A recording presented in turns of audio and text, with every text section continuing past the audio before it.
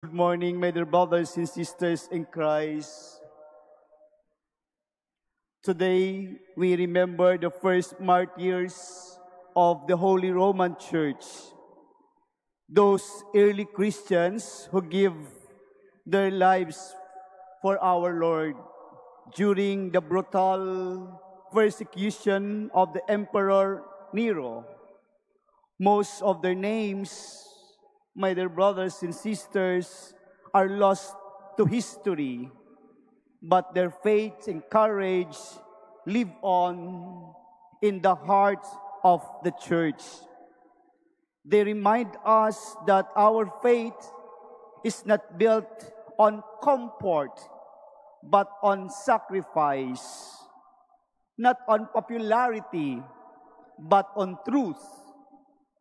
These martyrs, my dear brothers and sisters, suffered not because they did wrong, but because they choose to follow our Lord. They choose to follow Jesus. They love Him more than their own lives. These martyrs endured pain, hatred, and even death, but they never give up on Christ. Their witnesses, my dear brothers and sisters, shows us what real love and faith look like. Today, we may not face death of our faith, but we are still called to be faithful in our daily struggles, in our daily that we encounter challenges in our lives, to stand for what is right, to speak the truth with love, and to choose Christ even it's difficult. Kaya nga po sa ating buhay, sa ating pagsunod sa ating Panginoon, piliin po natin na magkaroon pa rin ng kabutihan. Sa kabila ng hamon ng buhay, hindi tayo magpatinag, hindi tayo makalimot, hindi tayo mapawalay kung ano ang nais ng Diyos para sa atin. That is our share. That is our life being martyr in our daily life following our Lord. That's why our gospel today, mother, brothers, and sisters, our actions with sincere hearts to follow our Lord. There's an old saying or wise saying that goes, do not put off until tomorrow what you can do today. It may sound like a simple call to avoid procrastination, but when placed in the light of the gospel, it becomes a deep spiritual invitation, an urgent call from the Lord Himself. Jesus is not merely inviting us to follow Him casually or at our convenience. He is summoning us to a life of discipleship, a life that begins now, not later. There is both a privilege and a weighty responsibility in following Jesus.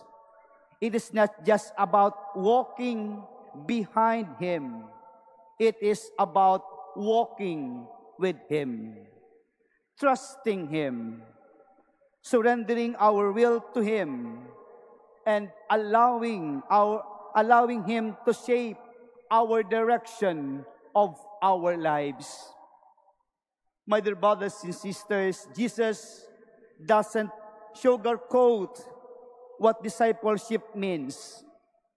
He tells us plainly, following Him is not a path of ease, but of commitment, sacrifice, and total trust.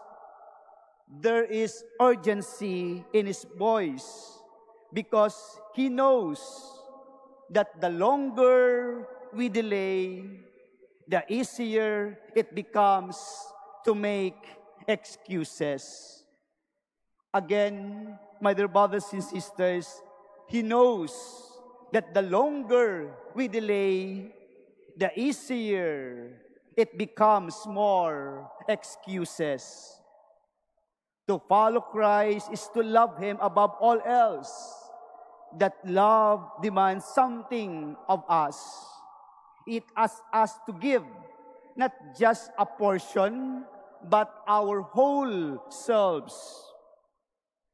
Mother, brothers, and sisters, what holds us back for giving ourselves entirely to the Lord? What holds us back from giving ourselves entirely to the Lord? It is fear, ang ating pagkatakot.